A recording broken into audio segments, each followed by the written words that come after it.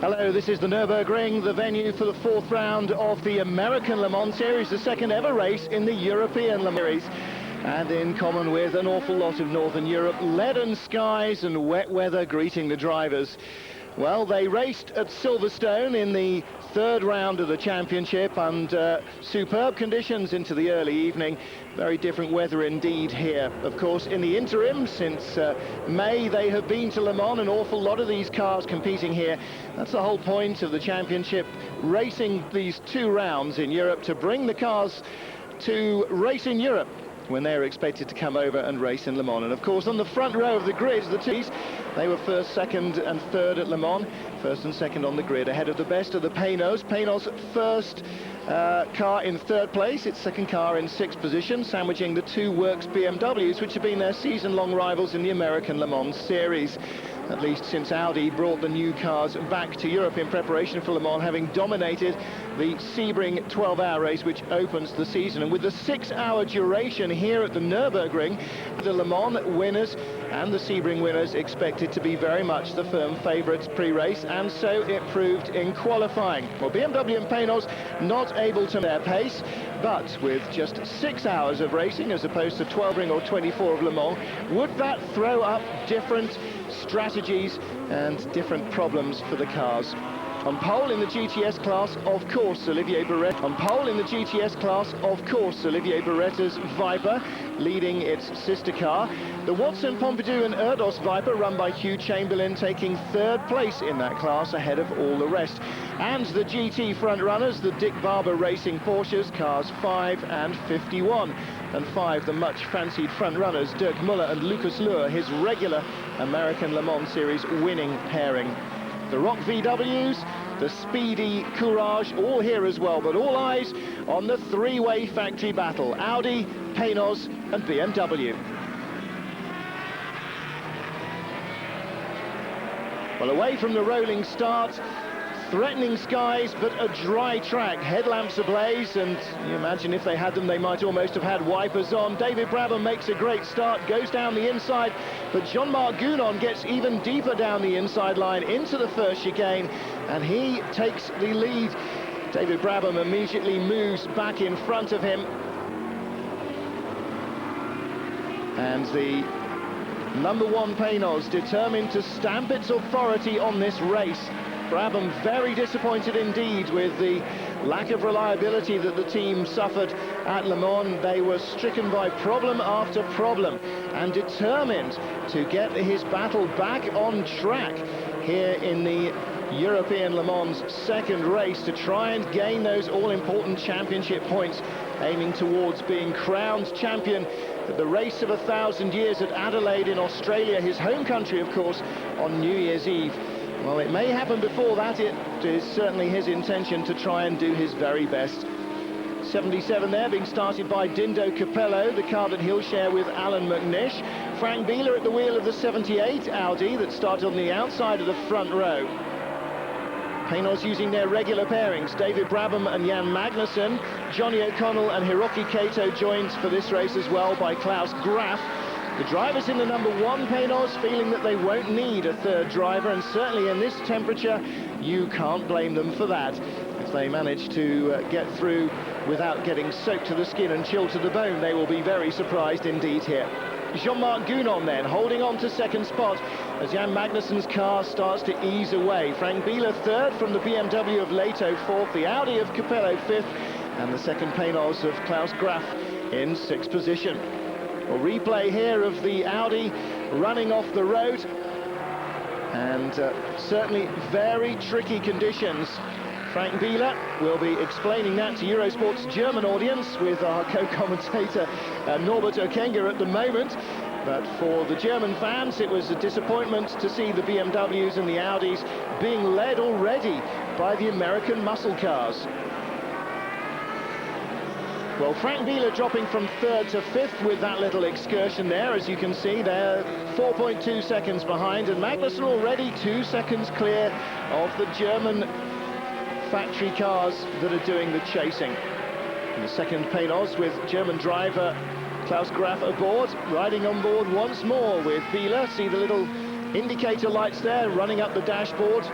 No room on these tiny steering wheels to have those gear change lights on the wheel as they do in Formula 1, and it's more in the driver's eye line if it's on the brow of the dashboard there. Of course, the ultra-sophisticated Audi R8s, the new machinery that they brought out to trample the opposition into the dirt at Sebring successfully, and then at Le Mans successfully again.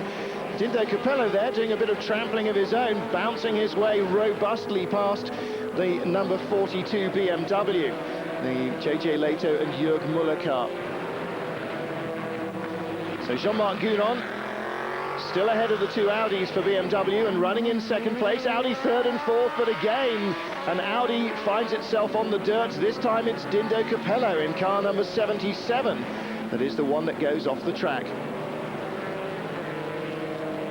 Well, all this in the first 10 or 12 minutes of the race, and Capello taking a moment or two there to find the right gear and get his head back into gear as well. Once more motoring away. Well, Audi starting to look as though they're not having quite the dominant performance here that they did earlier on. This is the 36 car, the Johansson and Jim Matthews car, co-driven by Guy Smith, and chasing them, the pole team, Riley and Scott, Gunther Bleilinger, Norman Seaman, joining Mark Simo in that car. Replay here with Frank Bieler of the incident between the Audi on the inside and the BMW on the outside. Capello dinging his way through there between the curb and the BMW. Early pit stops for Klaus Graf, taking on a new set of tyres. Well, of course, with a variety of different teams and cars and driving styles, a variety of different tyre and fuel strategies being developed by the teams. And in the course of 6 hours, plenty of time to see how that would stretch out. On one of the faster sections of the course, whoa! Bit of a surprise there for a GT car as the BMW goes one side and Frank Bieler's Audi goes the other. And that's up to the Vidol chicane where they come in sixth gear at over 275 kilometers an hour, down to just 90 kilometers an hour in second gear as they hit the turn-in markers. Onto the main straight through that third gear corner, picking up speed all the way here. And again, you see no lateral G, just all acceleration as Bieler chases Gounon. They're doing again 270 k's at the end of the straight there in sixth gear, down into third gear, 130 kilometers an hour, which is just about 85 miles an hour through that first chicane. Looks very tight, but it's very quick with these high downforce cars. BMW struggling a little bit with the setup. They weren't expecting to be so in aero trouble, but Jean-Marc Gounon particularly experiencing aerodynamic balance problems with his BMW in qualifying. And Audi, for the first time, trying some high downforce setups on this car. It ran in Le Mans mode at Sebring and obviously in Le Mans low downforce mode in the 24 hours. And now they can start to work on this car and develop it as a more general racetrack machine. And of course, away from the high-speed straights of Le Mans, that means canting up the wings and getting on a high downforce body kit. Again, through this far section at the back of the track, look at that, pulling a G1/2 through the turns. You want to know what that's like in road car terms? Well, in road car terms, if you've got ABS on your car and you have a maximum panic braking, heart-attacking stop, that's about 0.6 or 0.7 of a G. So double that with all the goods from the parcel shelf coming whistling past your ears, and turn that into sideways force, and you get an idea what just 1.4 G of loading could be in these cars. Again, in the GT class here, Gounon doing his best to thread his way through traffic and shake off Bieler. German having none of it. Ahead of the GTS class leaders, the Orica Vipers, first and second on the grid, first and second on the road. Hugh Chamberlain's Viper still in third place in the GTS category early on. Well, Gounon and Bieler seeming very evenly matched here indeed. Bieler can't find any advantage. Gounon certainly can't manage to shake him off.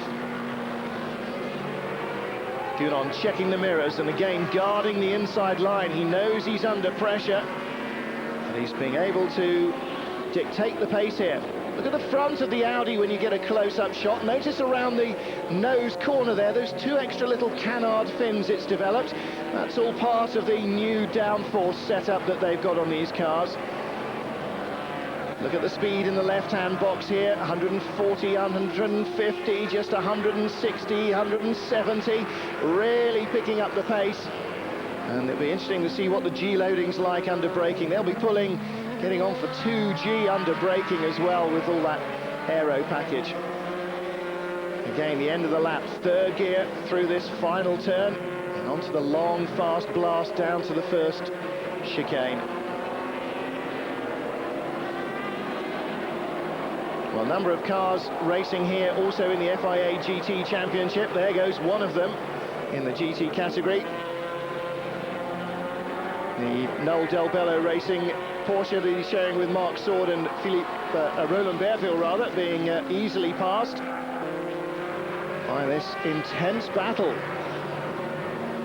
Well, Audi North America, having bankrolled this project for the American Le Mans Series entries, will be very keen indeed to see the cars win after Le Mans, subsequent to that phenomenal 1-2-3 success, but they will be particularly interested not only in seeing them win here in Germany, but also, of course, in North America, live on the TV in front of American audiences, which is where Audi's hoping to pick up a substantial slab of market in return for this investment. And now Biela makes a move down the inside. Well, and that's exactly where Gounon was bounced out of the way by, not Gounon in fact, the Leto and Muller car was bounced out of the way by the other Audi, by Capello, going down the same spot on the inside and making his move. Going past one of the Team PTG BMWs, so those cars running in the GT class. Boris Said, Hans Stuck and Johannes van Overbeek were just being passed there. The Brian and Peter Cunningham twin driver combination being joined by Swede Nick Jonsson in the other of the cars. Of course, those regular runners in the German Championship. Pit stop time here, and this is looking like a bit of a long one. Now Biela in traffic, the two BMWs behind him. How can he escape? Coming past the slower of the GT cars. And there is Ronaldo Capello after his little grassy moment. We're looking at the second placed Audi there. Don't forget the Paynos #1 still well out front. Third and fourth, the BMWs. Gounon ahead of Leto, and there is Dindo Capello in fifth place.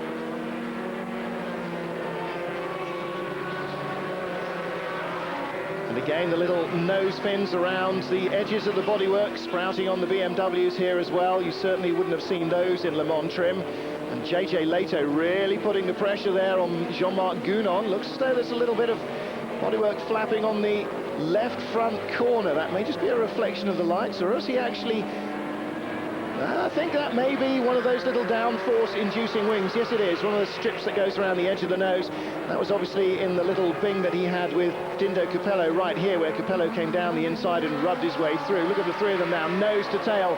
Definitely that little piece of bodywork flapping there won't be helping JJ Leto much. He's still got the larger one below it, but he will undoubtedly be hoping to have a slightly better balanced car once he's had his first pit stop and the team have a chance to change that. I think Gounon is certainly being lined up by Leto here, and he needs to hurry up as well because Capello is right behind. As we've already seen in the first few moments, Capello is not shy in making himself, well, let's say, difficult to hold off. Third, fourth and fifth, nose to tail. And as ever, even in these endurance races, even something that's going to last the full 6-hour distance, they're racing as if it was a 10-lap Formula 3 sprint. Again, Gounon checking the mirrors. No move, no hint of a move this time from Leto. I think Leto knows where he's going to go by, and it wasn't there. They have now the run up to the Vidal chicane to negotiate, and well, he's very close indeed. Jean-Marc Gounon does well to watch his mirrors. He lets JJ Leto go by. So JJ knew exactly where he was going to go by. He was going to go by phoning Charlie Lamb on the radio and saying, "Excuse me, would you mind asking Jean-Marc to get out of the way? Thank you very much." Jean-Marc responds, and we ride now with the Frenchman. Cutaway wheel on the top of the BMWs there to allow them to see the dash, the gear change, register and everything else. Great shot. Imagine you were only 2'6" and you could get tucked down inside the cockpit. That's what you might see. Certainly no room for a full-sized human being in there. Now Gounon being lined up again by the Audi. Ronaldo Capello pulls out of the slipstream down to the first chicane. No chance there though. But he's certainly going to make Jean-Marc Gounon compromise his racing line wherever he can by showing the Audi's headlamps in the mirrors, moving around left and right, jumping about all over the place. The Kaiser Racing Porsche of the Canadian pair, Kai Wankum and Greg Doff, and George Silbermeyer, the German driver, just being passed by all three.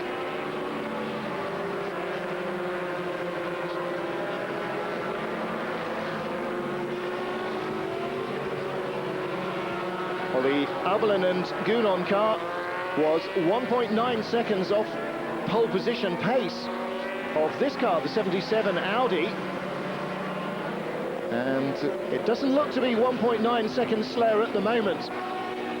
Now, they didn't get a full run with the setup that they wanted in qualifying in the Gounon and Orbelin car. Bill Orbelin backed the car off the circuit, damaged the only wing, according to Jean-Marc Gounon, that they found that they were happy with.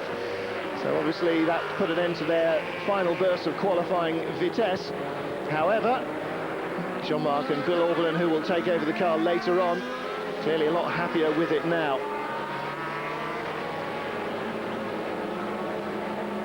Riding again.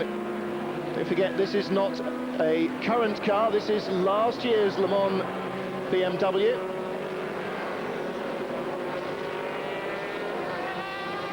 Jean-Marc Gounon on the straight, can't see in his mirrors from this shot unfortunately, but has the Audi gone down inside him? No, he's held him off again. Jean-Marc Gounon holding on very well indeed here. Magnussen leads now by nearly 8 seconds from Biela in the Audi, then the two BMs and Capello. This battle will continue in just a moment after the break. The European Le Mans Series at the Nürburgring, riding with BMW driver Jean-Marc Gounon under pressure. There he is at the middle of the screen from the Audi, number 77, the Italian Ronaldo Capello at the wheel. And Capello has already forced his way rather vigorously earlier on in the race past the number 42 BMW of JJ Leto. Well, that caused him an off-track excursion. He dropped back behind the BMWs. Leto now back ahead of Gounon for the first time since Gounon made a lightning start from his 5th place on the grid. But Capello doing some chasing. In amongst them there, the 51 car, the Dick Barber Racing Porsche.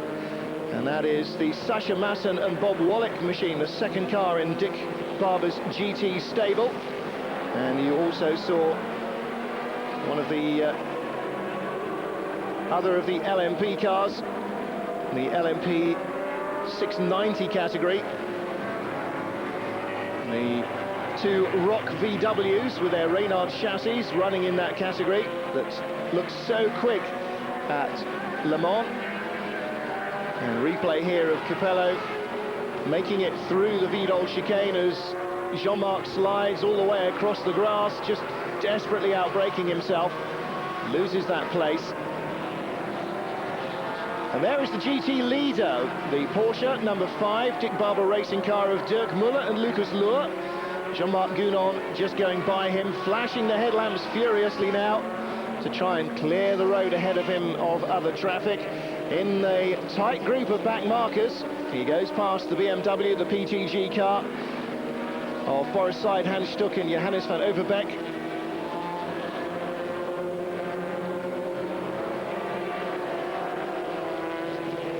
The two new shape BMWs developed over the winter by the Prototype Technology Group and introduced to try and combat Porsche's GT dominating 911 GT3R.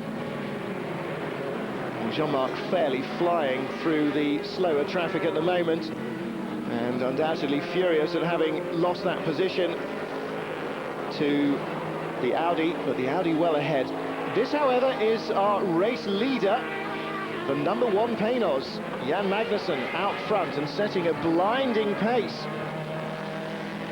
pulling away at well over a second a lap from everybody else, as if to prove that the huge raft of problems that beset the team, trouble, bad luck of all kinds at Le Mans, does not have to be repeated throughout the rest of the season. Undoubtedly, Dom Panos and the team very disappointed. Although they got all 5 of their started cars to the finish, they were heavily delayed, a number of them, and it seems as though the only luck that they had in the race was bad. 71, the Skier racing car, the second string Skier racing car, by the way, of Rowan Skier, Grady Willingham and Doc Bundy. We're on board the Dick Barber racing machine. This is car number 5. And this is Dirk Muller and Lucas Luhr's machine.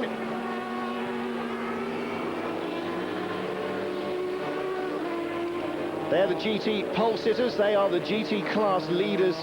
Beg your pardon, the pole was set by Wallach and Masson, and Luhr and Muller on the outside of the front row of the GT class. Great shots here from the onboard camera.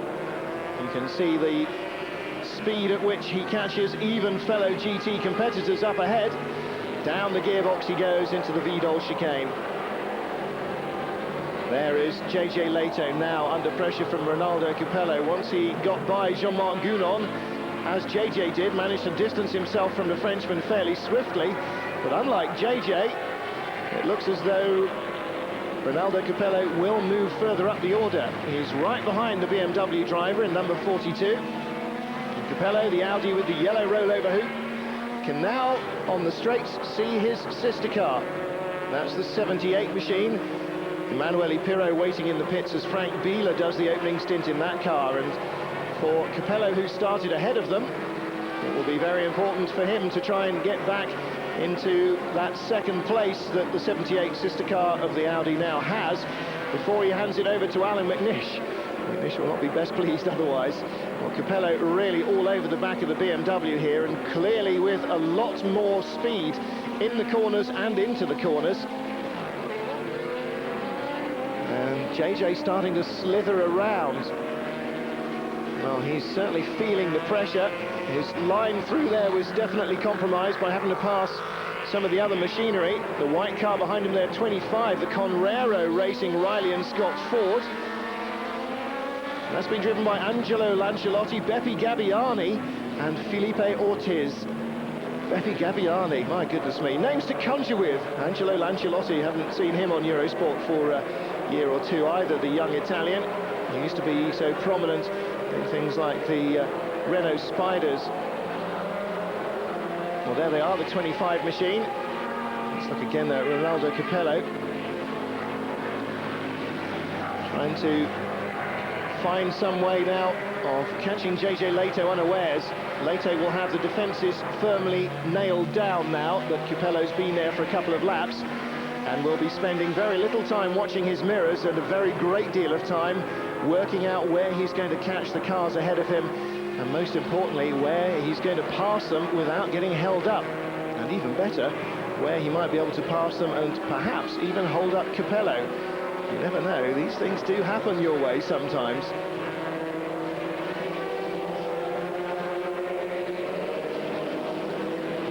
Well, Leto, sides inside the number 10 machine. That's the other PTG car. Brian and Peter Cunningham and Nick Johnson, I suppose, the Swede, in that car. Sister car to the Stuck side and Van Overbeek machine. Well, again, the 911 GT3Rs were the class of the field in qualifying. Pole position and outside front row cars from Dick Barber Racing were the 911 GT3Rs, and they were followed by a further 3 GT3Rs before the better of the BMWs, which was 6th position in class, the Cunninghams and Johnson. And right behind them, in terms of the class qualifying at least, were said Stuck and Overbeek. Of course, Hans Stuck knows this circuit very well indeed, and that's vital information for a team like the Prototype Technology Group that's done all its racing in America, because the veteran German, who had his first race at the new Nürburgring on the day it was opened, in fact. Has got plenty of information about what does and doesn't work here and what does and doesn't feel like a good car. And that's the kind of experience that teams coming to the circuit need. Well, Magnussen leading, we saw already, lapped his teammate in the number 2 Panos, as the Johansson Matthews Reynard now in 6th position, and plenty of racing still to come. The action after an hour and a quarter of the 6 hours of the Nürburgring, the 4th round of the European and American Le Mans Series combined.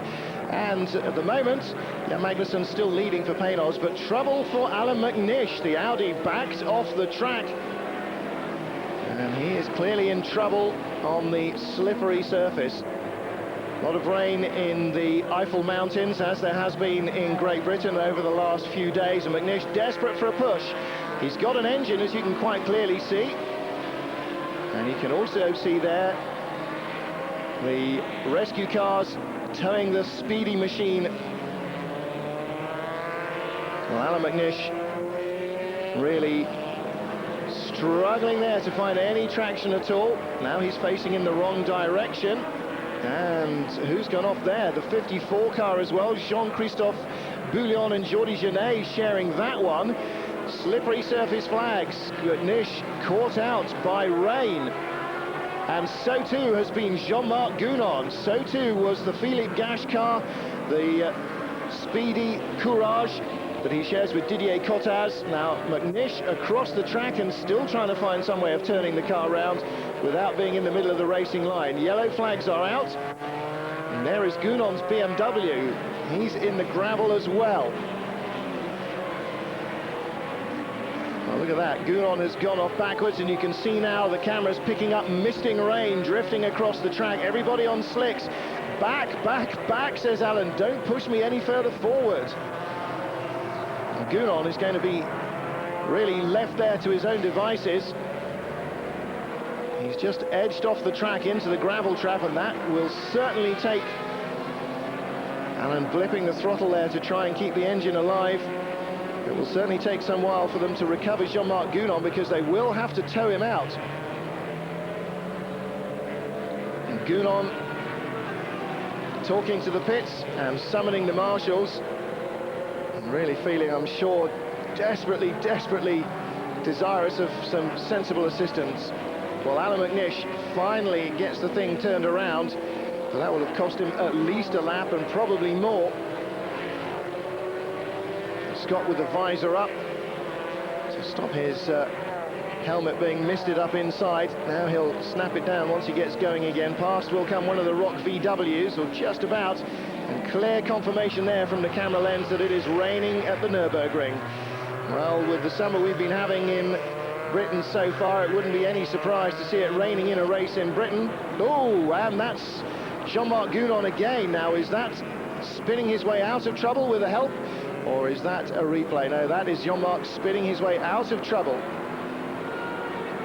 Now he's changing the mapping and the revs there on the car. Jan Magnussen, the leader, and he leads by a lap now from Norman Seaman in the pole team. Riley and Scott Judd, last year's Raffinelli car. JJ Leto's BMW in 3rd place. Jean-Marc with his thumb on the button. I don't know if that's the headlamp flasher or he's talking to the pits. I think he was talking to the pits. And Charlie Slater in the Porsche, but more importantly, the race leader has changed. Not in terms of what car it is, but who's driving it. Wipers on 51 and 5, the GT class leading Dick Barber Racing Porsches, either side of David Brabham in the pits. And he has been in the pits, the car has been in the pits. David Brabham in the car for the first time and inching his way around. Jean-Marc Gounon has returned to the pits. Picture breaks up and he's going to go back inside. They put him on the little trolleys to wheel him around, and back in he will go. Now, are they checking for damage, or is there something more serious awry? Certainly Gounon's incident. Oh, here we go, replay here. Well, this is the second incident, I think. And just as he gets on the gas, tail snaps round. Well, the throttle response and the gearbox changes will be on full dry settings. And, secondary moment there. Now I wonder whether he just got a clip from behind as well as he was spinning. Looked as though he was suddenly knocked a bit more sideways. Maybe the car just bounced off the curb, whatever. Bill Oberlin in the back of the garage in the left-hand side there with the orange and blue helmet. Jean-Marc Gounon's ordered the car. 23 now, this is the Alex Job racing car. Bruno Lambert, the Belgian, with Randy Pobst, the American driver, at the helm. And they're third place in the GT class. Well, not clearly in the pits, as you can see now. That was at the end of the last lap. Wallach and Masson leading teammates Luhr and Muller by just 4 seconds. And the 91 car leading the GTS category, but look at that. It's been off the track as well. Damage to that left front corner, which either has been an incident with a slower machine or by dragging it through the gravel traps. Doesn't matter though. Olivier Beretta, Carl Wendlinger and Marc Duez, the Belgian, leading from Donahue Archer, the American pairing, and Jean-Philippe Belloc. The Chamberlain Viper, Stephen Watson, Xavier Pompidou, and the Brazilian, who lives in England, Tommy Erdos, in third place, ahead of the Haupt, Rice and Brown Porsche in fourth. The Reeds in fifth place in their regular FIA GT car. And here is the car that's in second place, the 02 machine. This is the pole team car. Gunther Bleilinger, Norman Seaman and Mark Simo there. The Riley and Scott Judd being overhauled by the BMW. And through go, woof, just about goes JJ Leto, wiggly wiggly though, very, very slippery still. Well, JJ Leto has just left the pits after a pit stop at this stage and goes into second place, but you can see how well the 02 car is performing in these conditions where outright horsepower is not quite such a big deal as it might be if it wasn't so slippery. In fact, they had worked themselves up into a very strong position by merit anyway in the opening dry hour of the race, and this is going to be a very tough battle indeed for JJ to hold on to this second position. He's showing a great deal of gumption in these conditions, in the elderly Riley and Scott chassis with its Judd engine. Race leader David Brabham. And there is the 5 car in second in GT. And behind him, the battle for second place. And is JJ Leto going to be boxed in? Yes, he is. Well, he wasn't actually boxed in, I don't think, by the Porsche. The foreshortening effect there of the camera looking down the straight made it look that way. In fact, I would rather more honestly have to say I think that the 02 car got a good run on him and went by. Well, that was a very good move indeed. Norman Seaman, the young German driver, planting himself down the inside of JJ Leto, using all the horsepower the Judd V10 has got. The BMW V12 retaliates alongside. JJ hasn't got the horses to drive past him, has he? He's going to have to outbrake him. Puff there from the just momentary lock-up at the back wheels as he drops the transmission down another gear and again gets on the gas early and slides wide, and Norman Seaman very close to tagging the BMW as it slewed across his path there. Well, they're both right on the limit here. You can see the cars twitching and weaving all over the road. Again, JJ trying to get it slowed down.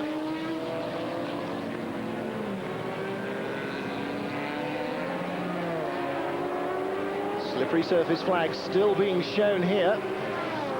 Drivers don't need much reminding of that. But with most race circuits, and the Nürburgring is no exception, you do find the track is occasionally dry in some parts and wet in others, and it's always reassuring just to know. Well, it certainly is raining here, isn't it? And again, look at that. The Riley and Scott really gets great traction out of that Vidal chicane. And again, he passes JJ back. This is turning into a really interesting battle between the much higher tech BMW and the reliable old Riley and Scott. They go past the 99 car, that's the PIR competition Deborah, with its BMW straight 6, and that holds up the BMW V12. Pierre Bruno and Marc Rostan, the French pairing of that Deborah. Well, the Deborah is, of course, a real one-off Le Mans specialist entering team, and unusual to see them racing anywhere else. Past the Johansson and Matthews car they go. And there is the order. Paynos from the 02 Riley and Scott and the BMW. Well, we left the Nürburgring, it was raining hard and David Brabham was leading for Paynos. As we rejoin the action, 73 laps in, it's still raining hard, and David Brabham still leads for Paynos. The gap now over JJ Leto in second place, 1:01. Norman Seaman still in third place in the 02 car, now just been lapped by Brabham. So the Paynos, even in these tricky conditions, with its front-mounted monster V8 engine and rear-wheel drive, has still got the advantage over all the high-tech machinery. Alan McNish has already been off track once, caught out on slicks when it started to rain, but now look at the state of the side of the Audi. He's been off hard and fast into the grass, and he's losing bits of bodywork, and he may lose more before he gets back to the pits. Steaming away there, and that would suggest some radiator damage as well to the Scots Audi. This is not going to be a rerun of Le Mans. We've seen that car before, number 18, the GLV racing car of Gianni Lavaggi and Nicola Filiberti. A Ferrari 333 SP returns to the American Le Mans Series for the first time all year. Emanuele Pirro in Audi 78, 2 laps down in 5th spot. Is he there in the murk somewhere? Oh, there he is, yep. I think he's got his compass and theodolite out to try and plot a course through the murk. Right up behind the 25 car, the Conrero, Riley and Scott Ford, Lancialotti, Gabbiani and Ortiz in that machine. And there is the 08 car, the Hubert Haupt, Vic Rice and Zach Brown Porsche. Replay now of Alan McNish, goes off backwards, and this is where it all goes wrong. Sideways, whoomp, oh, into some great big divots of German mud, and that will take some repairing. So Emanuele Pirro splashing around in the Audi, and Audi really dominant in qualifying.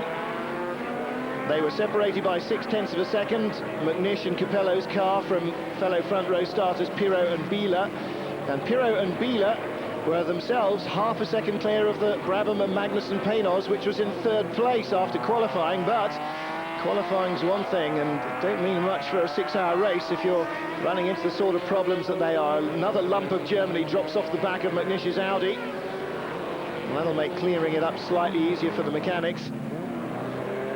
And in comes the Scot. Badly deranged bodywork, bits missing, lots and lots of grass and turf dropping off it, even at speeds as he comes into the pit lane. Well, I imagine that this is going to be a straight into the garage job. I really can't see them putting a new bodywork on and then sending it straight back out with fresh tyres. Substantial though the Audis prove to be at Le Mans, in he goes. And this is more work for Reinhold Joost's men. There is Joost in the black jacket there, walking in behind the car. The man who, just a few weeks ago, engineered his 5th Le Mans success. And replay here. What is, we're going to see the turf departing from the scene of the crime. So, work for Reinhold Joost's men. It is steaming heavily, and that really does mean radiator damage. Bill Albelin on track in the 43 car, 13 laps down after Jean-Marc Gounon's problems earlier on. Don't forget when that car came in after its gravel trap excursions, it was 2 wheeled away. And what's this? This is German flags on the side of something. It is the number 02 car, Norman Seaman, being pushed away. A lap down from the leaders in third place, and still involved in that battle with JJ Leto's 42 BMW for the lead. Chris Gorn looks down from the nose of the lead Paynos to make sure that nobody touches it except for the fueling men as it comes in for its stop. Into action go the well-drilled Paynos crew. That's Jan Magnussen at the wheel. Jörg Müller drives the second place BMW number 42. Well, what can BMW's Formula One test driver do now? He is in the lead as Magnussen has stopped. Emanuele Pirro in third place, 3 laps behind this battle for the lead. Johnny O'Connell 4th on the same lap as Pirro. Montagny 5th on the same lap. in the Cadillac run by the Dams team. Closing stages of the fourth round of the American Le Mans Series, the 6 hours of the Nürburgring. David Brabham and Jan Magnussen's #1 Paynos has been swapping the lead with the 42 BMW of JJ Lehto and Jörg Müller. Magnussen leads once more. Müller 8 seconds behind, closing fast. Emanuele Pirro out of this, 3 laps behind in third place. So too Johnny O'Connell and Hiroki Kato's second Paynos. That's in fourth place, 4 laps down on the race leaders. Apologies incidentally for the picture quality. The wet weather seems to have affected just about everything. But the battle for the lead now, how is this going to work? Because there were questions about the viability of the fuel strategies before the race and who was going to do it best.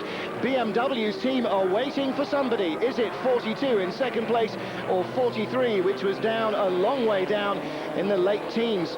Carl Wendlinger puts the GTS leading Viper off track, and that was a narrow escape. Looks as though he's just had a little bit of a grassy excursion, and he's back on. Well, the Austrian should be used to wet weather conditions like these. He's raced long enough in Europe to know all about them. Manages to get it back on the straight and narrow. The car he's sharing with Olivier Beretta and Marc Duez, qualified on pole in GTS and is still there. Here is the BMW then. That's Jean-Marc Gounon. He's a long way down. Are the fuelers for him? Is it him that will need a last-minute pit stop? Or in the gathering gloom and increasing spray of this race, there is Rocky Kato. There is Jörg Müller, the 42 BMW. That is the second place car.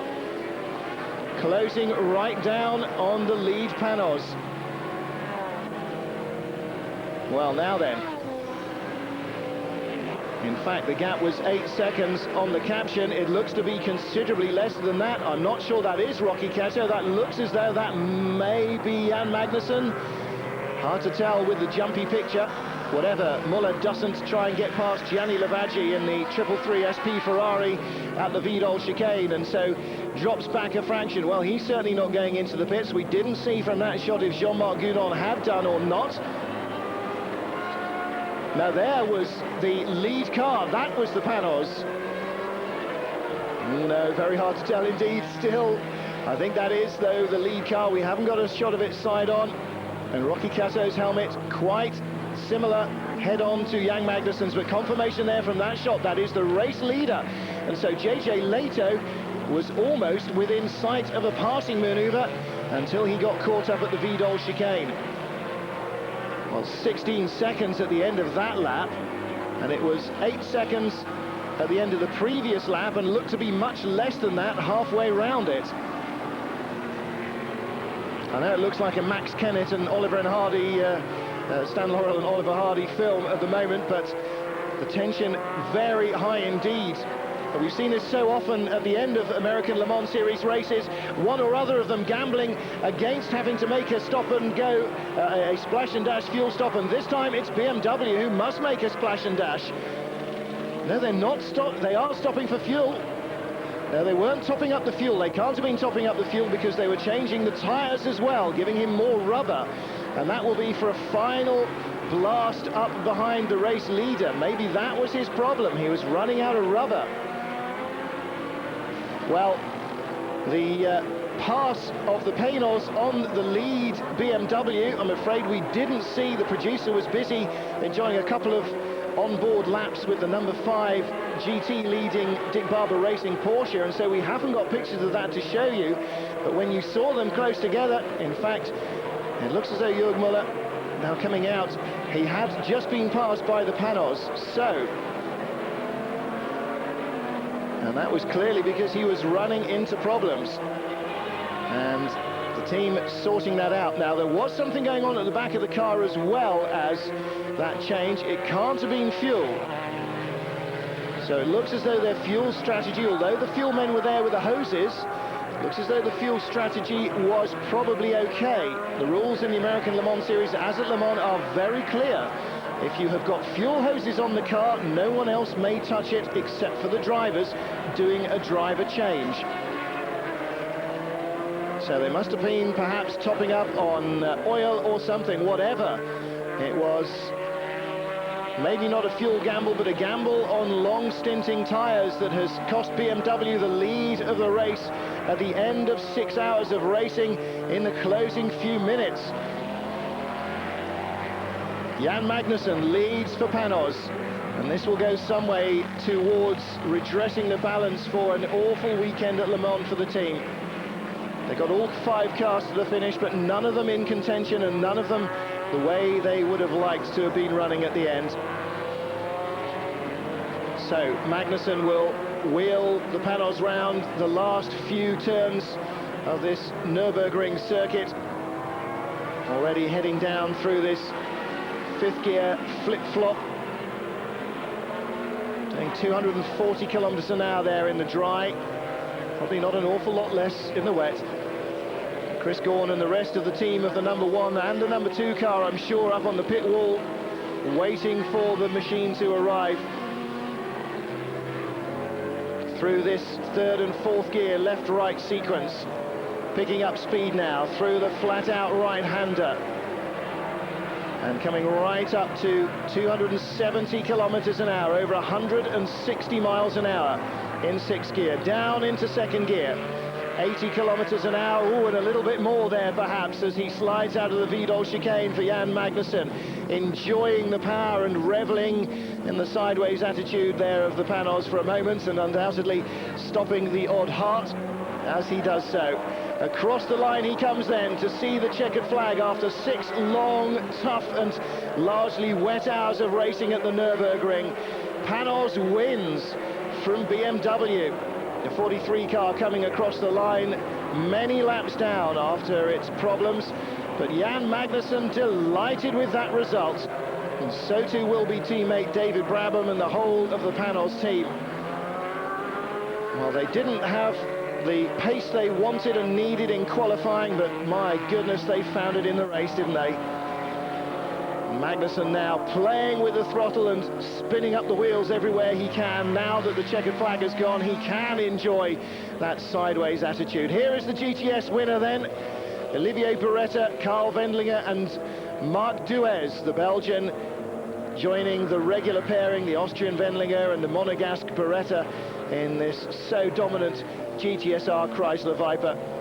And their winning ways in the GTS category continuing. Here is the GT winner then, out-qualified by the 51 team car of Sascha Maassen and Bob Wallach. Dirk Muller and Lucas Luhr come into the pit lane at the end of the final lap as the GT winners. Well, they'd already crossed the line then, and there is your result by 1 minute and 33 after that last-minute pit stop. Leiter and Muller finishing in 2nd place. The best of the Audis in 3rd, the Panos in 4th. Cadillac of Mark Goossens and Frank Montagny driving the car for a 2nd time. Unexpectedly, he was at the track because there's no F3000 race. And Christophe Tanso broke his hand in a qualifying accident. Montagny getting a 2nd stab at driving the Dams car. He, of course, is their Formula 3000 driver. So there you go. Confirmation of the leading results. The 2nd BMW working its way back into 10th place in the end. And the GTS class being won by the Viper, the GT class by the Dick Barber Racing Porsche. With his drivers there and the top step of the podium, that's it from the Nürburgring, and we'll be back on Sunday, July 23rd from a hopefully drier Sears Point.